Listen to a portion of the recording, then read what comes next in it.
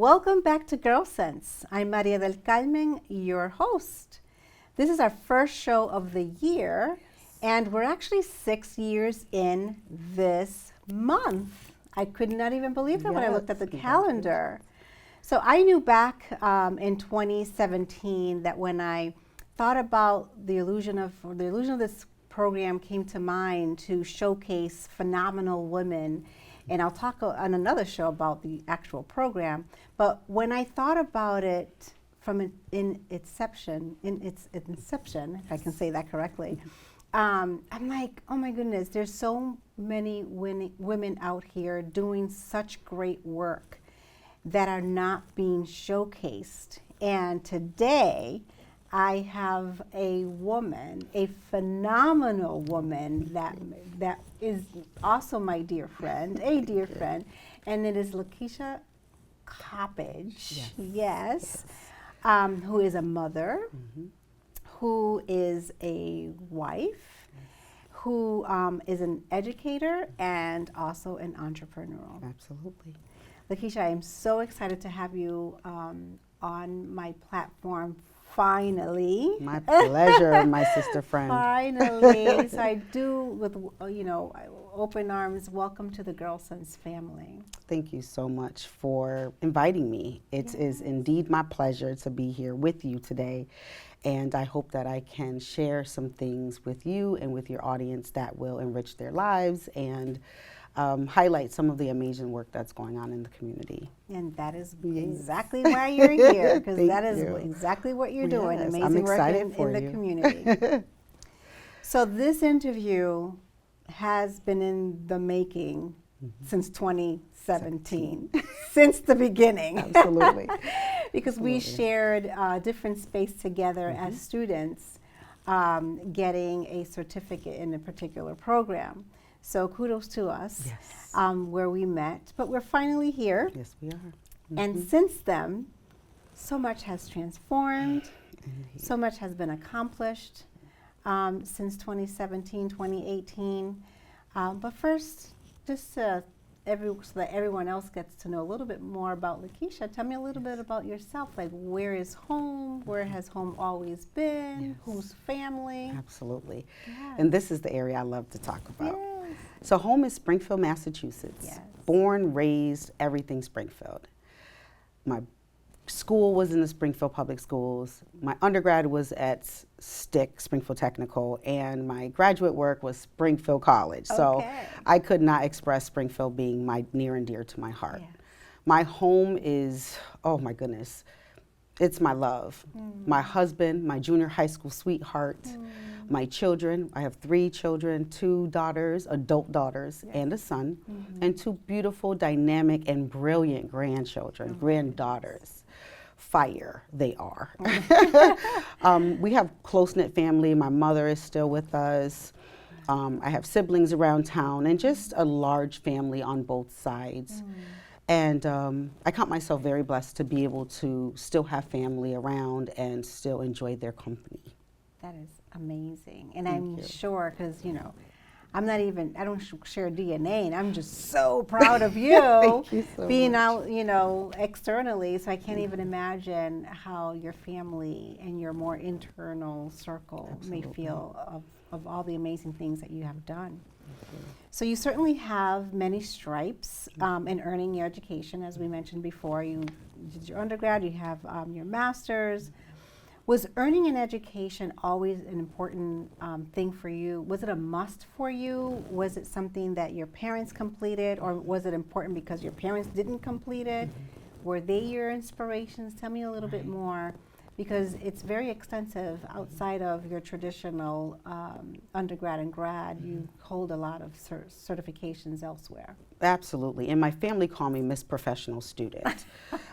Don't know if it has a positive or negative connotation, but definitely Miss Professional. I always knew I was going to go to college, even when people told me it wasn't necessary. I am a first-gen student, and I just did an interview with STIC, and I spoke about why I continue my education, because my mom told me I can do anything. Sure. As I mentioned, I have a junior high school sweetheart who encouraged me to do everything that was in my heart. And so I pursued certificate programs. I pursued higher education. I was Miss Professional Development Queen. And I feel like not only is lived experience important, complemented with academics, you can do anything you put your heart and your mind to. And so even though I'm at this level and people have said, why are you continuing to pursue X, Y, and Z? Right. I feel like I will continue to be that professional student, because if you stop learning, then what else do you have, right? You should always be in a space for learning something new. Yes, we are students for life. Indeed. We certainly are, and so that's very appreciative. And you know, it's not in every household that the parent, you know, encourages. Absolutely. Particularly, and I don't know what era single your parent, mother. Your parent I was raised by a okay. single mother. Okay. I have no problem sharing that. No, she did her job. Like, so like generational wise. Yes. So like my mother was a much older individual, so Right. there's different standards, and so because of culture, sometimes getting married and having kids, you made it. Absolutely. So education wasn't really, it's not that they thought less of it, they just didn't see the need for it. Because, you know, like, 'cause they made it, they're all doing okay. I live in the space of teaching about culture. So when you say that, it resonates with me. And the cultural experience I had with the single mother was that don't do what I did that did not work. Be better and always aim higher. And I said, well, you know, you did great. She was a young mother. She had some standards that said, don't do these things and do this, and yet still always feel confident in your decisions and not look back. And my mother taught me entrepreneurship. I cannot remember all of the ventures we've done, all of the projects we went for. And I was right there with her. I was the secretary. I was the whatever I needed to be. And that's why now I'm consider myself a strong entrepreneur. And I will always try something new. And I bring my family along for the ride. Well, you've created that fundamental roots that it takes. Sometimes so many of us, you know, we have the spirit to do it, but we don't have the fundamental roots, and that things don't work out. Right. So you have that genuine, fundamental, strong roots, so you can take that curb or detour and so forth. And there have been some. Yes, I'm sure. So sticking with education, you're also an adjunct professor. I am. So what courses are you interested in teaching, or do you just pick up any, are you particular in what you teach, or you just pick up what's available? So I like to teach within areas where I have some level of expertise. I also like to challenge myself. So right now I am sitting in my comfortable space. I work with various colleges, public and private. I work underneath the human and social service domains and disciplines, early education, and communication. I teach in higher ed, primarily in early education, and I also have a passion now for early college students. Never thought I wanted to be in a high school. I just thought I want to work with the littles and then non-traditional students. Yes, okay. So now I'm teaching public speaking in various levels of communication in the early college program. That is amazing. It's amazing, and I'm assuming within the Springfield area? Or Worcester and Springfield, okay, yes, currently. Yes, I say it's amazing because students are still interested in such topics, you know what I mean? So like, because it teaches them so much about themselves with public speaking. Fundamental. You don't need to become a public speaker. Nope, not at all. But it does work within your own self-esteem. Absolutely. And, you know, enunciation and speaking in small groups or public, or even within your family. That's right. It's your comfort. It builds confidence. Or work. Every area of your life, you must communicate. We start with what are nonverbal communication skills. Because whether you're verbally communicating or non-verbally, you're communicating. Exactly. One way or another. Absolutely, yes. So good for you. Thank you. jumping a little bit around, so you serve on many boards and have served the Valley in various ways. You have utilized your fundamental business knowledge, skills, and attitude towards decoding and minimizing the trauma-informed historical system of oppressions ingrained, I should say, in policies and procedures. That's big.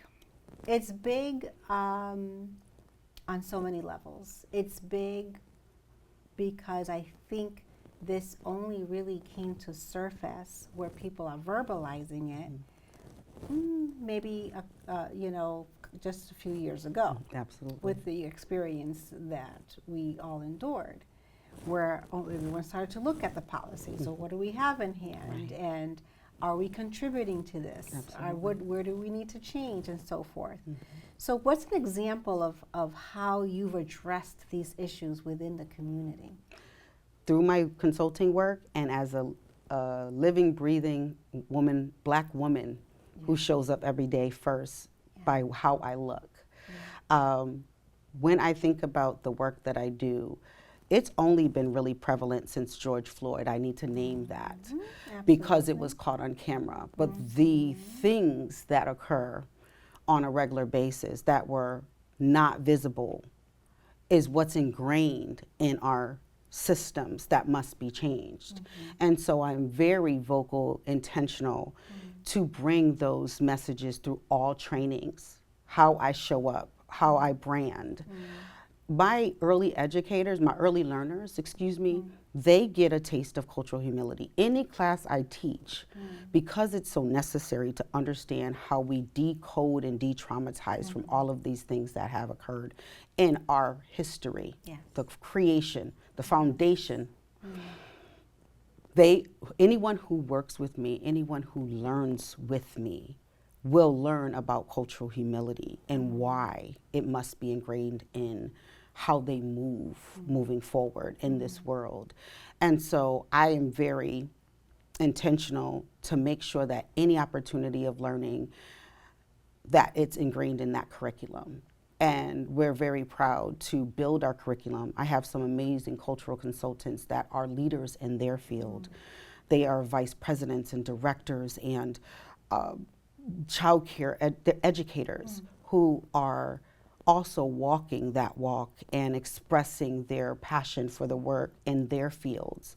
So this is ongoing, and every area that I engage in and I show up in, I'm offered the opportunity to share those experiences. I will take that opportunity. Yes, and I think I now go by 3 points of references. There's like the pre-specific presidential that we had, and then there's the post and people's attitudes and how the world was shaken up. Absolutely. There's the pre-George Floyd, how we lived. There's the post-George Floyd. And then there's the pre-COVID, post-COVID. Those are my 3 major references that really stirred up this and so on so many levels.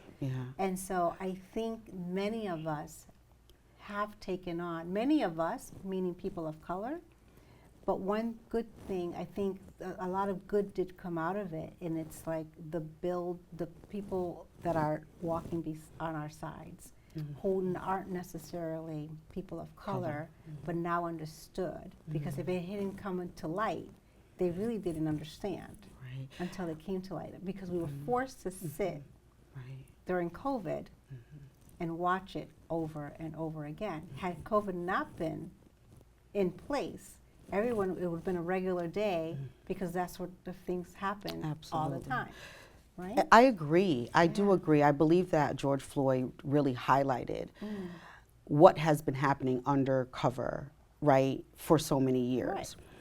And I do believe that in doing this work, we must understand that there is trauma. There is coding, right, that's been embedded, because that's when you think about something learned, it takes time to learn it. It becomes life. It becomes your core.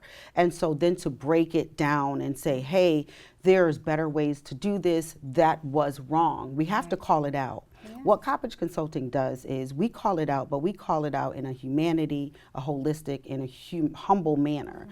We could scream from the rooftops, you're wrong, you're a racist, you're this, but how often are you going to listen beyond those statements, right? So we bring our content so that it's heard. Right. So the voices of all those impacted are heard, whether it's through an offender or the offended. And we have to then say, hey, do you first believe that change is necessary? So our framework is about self-reflection and critique, which is the first tenet or conceptualized dimensions of the cultural humility philosophy. We lean in with that one because until the minds are changed and you're able to self-reflect on the things that you're doing, nothing's going to change. And there's no escaping that. Not at all. When you bring that up, there's no you can't deviate. Not you got to address that. It's you right there. Yes, yes. So think about how you can change that and what part you want to play in it. Once you've made that decision, then hey, we can keep it. We can keep talking. Yeah. Well, you know, this topic will never end. It'll just evolve. The thing is, we're here again. George Floyd may have sparked this. Right. But this happens every couple decades where we're challenged with something else. Yeah, absolutely. So it must stop. And so much has happened since George Floyd. Absolutely. So much more. More has happened since so much then. more. Yes. And you've touched upon it. So you've also addressed DEI challenges in the community. Have you addressed this in what setting? Was it in the school system? Was it in the corporations or all of the above? I've worked with a very diverse group of organizations from managers, leaders, frontline staff, financial institutions, higher early education institutions. So this DEI work is universal. And I've had the pleasure to work in so many different industries and organizations to bring the information because remember, we're humans working in this. So it doesn't matter the industry you're in. You're going to deal with different attitudes, emotions, cultural beliefs, cultural misunderstandings, and we must value the cultural capital that everyone brings in some way in order to challenge these things. So I always talk about DEI and like to reverse it to EDI, but people in organizations have figured out a way to check the box for diversity. Oh, yes. Right, diversity is easy. I'm meeting this quota, I'm checking this box, we're done, we're diverse. What they're lacking is the equity and the inclusivity to create a sense of belonging. And so if you don't have those other pieces, you could drop the D altogether and start working on the E and the I and so much more. And so it's interesting when I go into different organizations, we craft our training to be specific to your industry, meaning our activities are relatable. If I'm going to work with you in HR, but I'm bringing you HR in higher ed, and I'm bringing you activities and information from a financial institution, you can't relate. No. So we're intentional to say, hey, look at this scenario. Some practices that happen, and then create opportunities for better practices within your organization and your structure. Awesome. That is awesome work. It's a constant battle to make sure we're being intentional and it is, strategic. And what I have found in that space is the institution agreeing that is actually a problem. So you're on the fourth tenet. The institution must be accountable. Look at you already picking it up. That's why cultural humility makes sense. It makes sense, right? Absolutely. So, yes, constant battle. Yes. Okay, so let's move on to your entrepreneurship, which, when was it not there? Right. Right. I think I was born with something. Right? So as you've spoken before, you've been an entrepreneur for over 20 years, Absolutely. right? In the early childhood industry. But you're also the founder of Coppedge Consulting, which we hit on a little bit, Absolutely. just before we paused. But first, tell us, how did you fall into early education? What was that? What did that look like? So I fell into early education because I was with child. I was with Perfect child, reason why. a teenage mother, and I was still in school. My sister was also having a child 4 months before me. Okay. My mother was venturing into the biggest entrepreneurship possible. She was deciding whether she was going to open a salon, because she had done hair for so long, or a childcare program. Okay. The choice was an early education program. And so when the time came, we started the program. We opened full word of mouth. Word of mouth. It was amazing. And I started developing the program, just creating various systems. I've always been that type of person, right? I'm the paper person. I was still in school, so she ran it. I took vacations and breaks to run it. And here we are. We closed down. In 2018, we had 2 programs for over 30 years. My goodness. It was amazing. We offered opportunity to family, to friends, to community. We raised generations of children and their parents. Oh my goodness. And till this day, we are connected to all of them course. that are still in the area. There aren't any that we will run into that won't say, hey, and my mom's name is Mima, and our programs were named Mima. Okay. Mima, hey. Oh my goodness. Keisha, wow, what's going on? Our children grew up with them because, of course, they opened the program. We needed childcare. Yeah. And then here I am, over 30 years later, working my dream, right? Teaching and paying it forward with all of the knowledge and the skills that I've acquired. And so that's how my early education career was birthed, Oh my goodness. out of necessity. Right. Which Right. oftentimes, right, that's what it how is. it's sustained. Exactly. Exactly. Absolutely. That is beautiful Thank that you. you were able to do that just really on the fly, Yes. as you mentioned, as We did. necessity. But so many even then would not. You know, it still takes a special kind of person to go for it. Absolutely. You may think it, Absolutely. but it takes a certain kind of person to Right. go to that Yeah. next level. And it was of- challenging. And our program elevated to a level of quality. So when they kicked out a particular grant through the QRAS, it's an acronym. Please don't ask me what it stands for right now. We were fortunate to get the grant, the only 2 programs to get the grant through our system. And so we continued to evolve and improve the work that we did. And it was just really it was an exciting time, and it still is. Yeah. But we closed our second program in 2018, and here we are now Yes. with Coppedge Consulting. That was born in What 2018. a great lead-in to where we are today. Absolutely. Yes. So Coppedge Coppedge Consulting. Consulting. So we met. We stated earlier we met in a particular classroom setting We did. where I was speaking about GyrlSense. GyrlSense. And you know, an idea that I had of such, and you were speaking of Coppedge Consulting. Coppedge Consulting. Absolutely. So look at us. Look at us. Look at us, But right?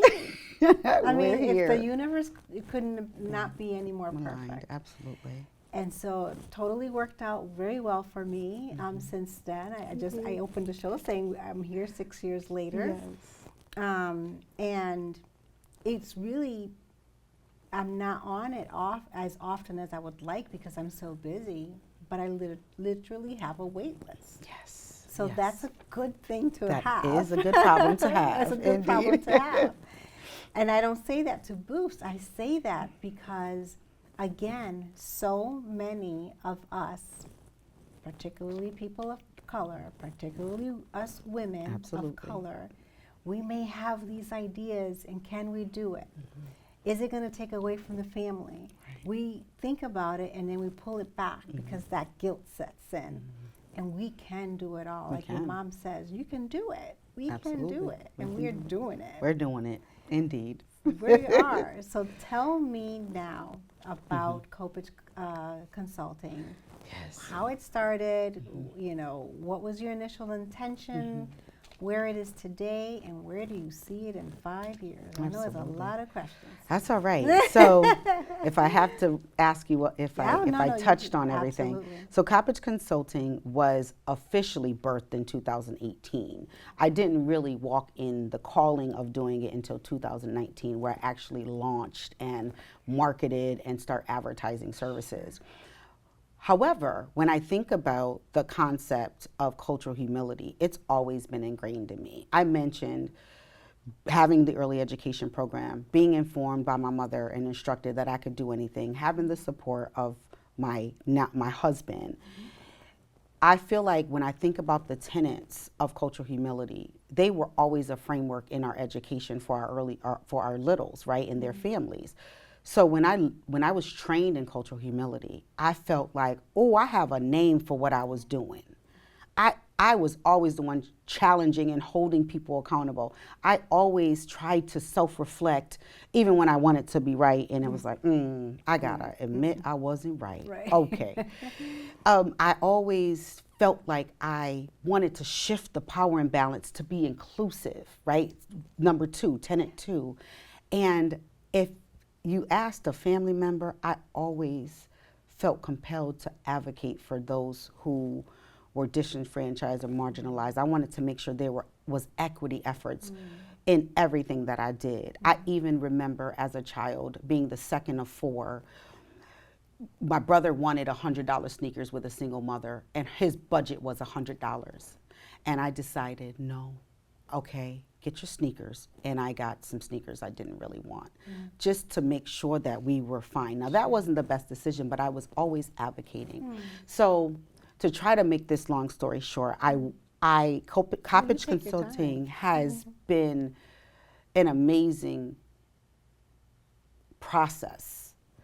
I feel like since 2019, when I walked in my calling to do this work, it has opened up so many doors for me to share my lived experiences, share the philosophy of cultural humility, inform and transform lives through knowledge and understanding and skills.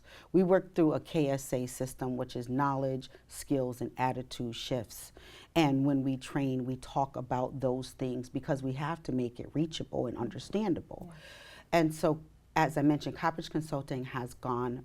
The pandemic was amazing for Coppedge Consulting.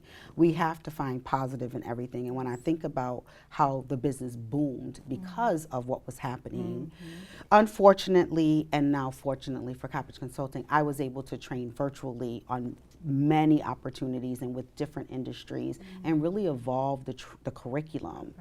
And so I sit here today having just done a major training with People's Bank's leaderships, their regional managers. And that was one of the biggest trainings and most empowering because it reminded me that we elevated. I had a powerhouse group of cultural consultants that just, complement the work. Unbelievable. And as I think about the amazing opportunities we sit in and with right now, it will continue to grow with or without the marketing that I need to do. But because of the benefit of word of mouth and the blessing of the expertise and the skills that we project through our brand, I feel really blessed to be here in this space and just bring Coppedge Consulting to all those who need. Yes, and that's where I was gonna touch upon because so a lot of good positive things happen because unfortunate situations, but at the same time, having the need for the services that some people need to offer or facilitate, that's where the sadness comes back in. Are you following I hear me? you. So it's like you're doing it, you're doing great, but it only validates the amount of need that there is out there for encouragement and for centering. Absolutely. And some of the very frustrating pieces of this work is when you are just focused on the box being checked and not the deep dive in the work, which will promote tangible and meaningful change. Yes. And I had to step back and say, hey, I'm committed to this work. Yes. It drains me at the end of the day because it is hard, right, to talk about, to train about, to work through. And then to work with organizations that just want to check the box. Yeah. It's their box to check. And if I need to be in that role, I will be. And when people are ready for a deeper dive, I'll be there as well. Yes. I will. It's this connection for me is what really sets me back. Right. There's so, you know, we go through leaps, but then there's that disconnection and it just throws me back. And in a perfect example, or an example that I always share is during the COVID era and right after Ahmed Aubrey, you know, situation, and because we were the heels, there was 3 big events, and we have Brianna, you know, that the heels of too many. And we were all home because we were working remotely because of COVID. And so I just remember it was like, I don't know, maybe a Monday or Tuesday Zoom meeting and for work. And everyone's popping in and so forth. And it's just like, oh, you know, how was everyone's weekend? And we are in the squares. And how is everyone? And everyone's just like, it's just a regular day. Yes. And you know my personality. I'm just like very animated. So I apparently wasn't. And so I was asked, you know, are you okay? And so my reaction was at the time, because I was so unfiltered, I was like, well, geez, I don't know how I feel. I just witnessed a modern day lynching. Oh my. Oh. And so you could hear a pin drop. I pulled them in. Right. But this is the disconnect of just going on of what's with your happening day. out in the world. Absolutely. And if it doesn't really, if you're not really in that population, if you're not really in that story, it doesn't affect you. Absolutely. You know, as it would affect the other masses. And so the meeting was over. Oh, okay. And from that point, what launched was Lunch and Learns. So I created these Lunch and Learns, pretty much doing what you're doing in smaller bites. Absolutely. In Lunch and Learns to pull people in. As to like, this is the disconnect. This is the rewiring and unconditioning that we have to do.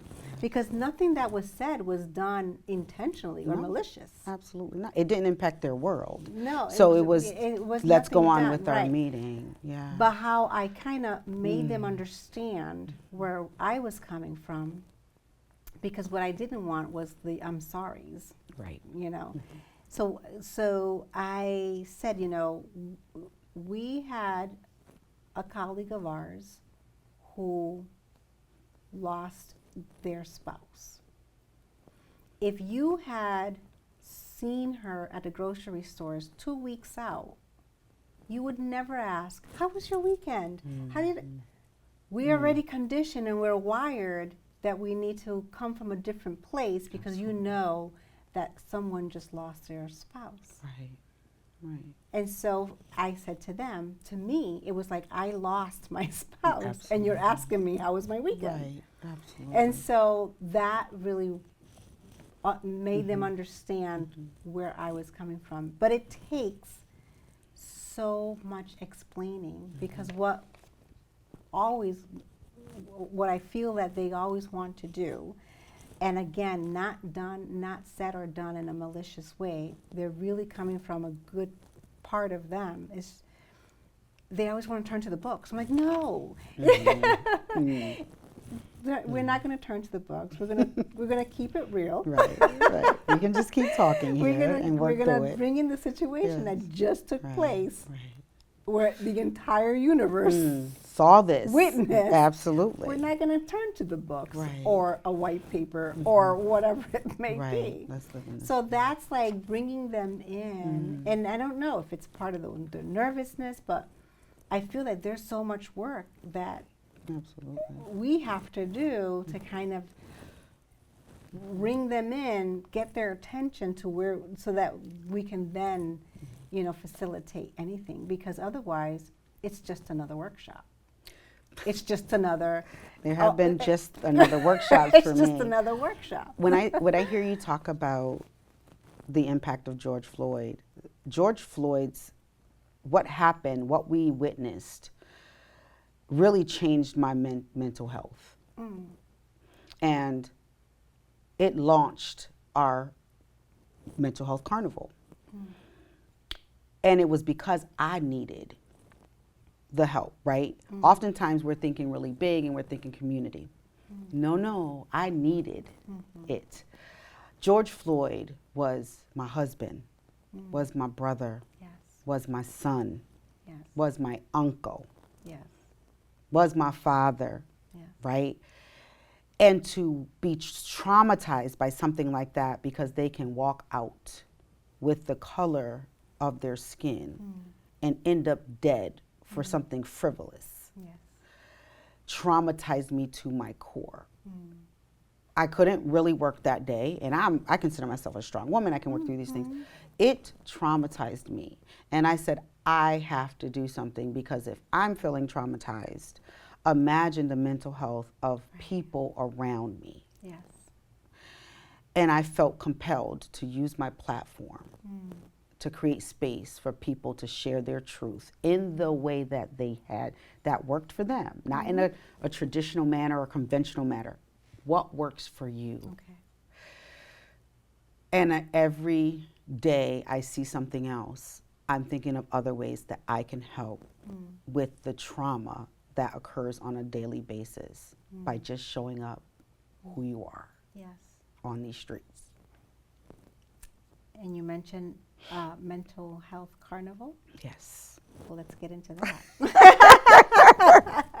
Let's get into that, because I missed it last year. Yes, that's all right. You're going to be there this year. And I will be there this year. Absolutely. But mental health carnival. Yeah. Let's start with the name. Okay, so mental health carnival, being intentional, right? Yes. I had people coming up with creative titles, and I said, no, it's a mental health carnival. So mental health was intentional because that's what we're dealing with. Carnival was because we must still find peace and happiness while we trudge through these waters of mental health. I had an amazing poet named Yogi with Two Eyes Barnes out in the southeastern area who wrote a poem especially for the carnival that focused around the circus of the mind. I'll share that with you at some point. And the reason why I settled, we had children there, we had activities for kids, because we deal with our everyday while we deal with our mental health. It doesn't stop just because we're going through. And so I wanted to be intentional with understanding that we go through. So even though we're dealing with mental health, the carnival is there. It's our real life experiences that are happening. And so the first year we focused on Black women. The premise behind it is to provide resources, access, and opportunity and funding for those who are going through mental health challenges. So I partnered with 2 local Black-owned mental health organizations, intentional, women and Black-owned, to service the needs of the recipients that year. Amazing organizations. And the recipients were able to either utilize those professional services, utilize them for mental health, or if your mental health is struggling because you can't pay your rent today, pay your rent. People suffer for different reasons. We cannot put their mental health in a box. From that year, the second year, we focused on Black men. During the first year, I lost my brother. He lost his battle with his mental health journey. And so we honored him that year, and then we were intentional to honor him the second year. My husband is the founder of one of our programs called Voice of the Barbershop, which stands for Voicing Our Individual Yet Collective Experiences. And so he led that program where we reached out to community, as always, saying, hey, we need your services. We need your mentor programs. Let's collaborate. Let's do what we need to do. And we were able to increase our participants, our grantees, by triple. Amazing. And so we gave away $500 scholarships or grants, excuse me, to put towards their mental health journey and the way in which it was intentional and impactful for them. This year, we celebrate year 3. Yes. That I didn't know if I was going to make it, because it is a hard thing to pull these things together, but the premise behind it really gives you encouragement. Yes. And so it's going to be bigger than ever. We have been provided a space in the community. Beautiful. We will hold it on July 29th. It's a Saturday. And it's intentional in July because it is People of Color Mental Health Month. Okay. So it's really intentional. Okay. Understanding, although we have a particular group that we are saying the grants are for, we will never turn anyone away. Yes. So when people would come in and say, hey, I'm not that, but that person I don't identify as a Black woman or a Black man, can I still? Absolutely. Yeah. And we were fortunate enough to be able to give one of the grants away to someone who did not identify as a Black man within our program last year. This year, we will focus on the Latinx community. And when we advance to another group, it's all inclusive of those who came before as well. Right. Oh my goodness, beautiful. That's absolutely beautiful. It's near and dear. Yes. And so touching and so needed. And actually, there's a lot of pop-ups popping up, which is all great, but this is very unique in and of itself, right? So I applaud you for that, because it is so very needed. Mental health is real. It is. And the thing about mental health is that no one escapes it. There's not a single if you are human, you have some form of mental health. No one escapes Absolutely.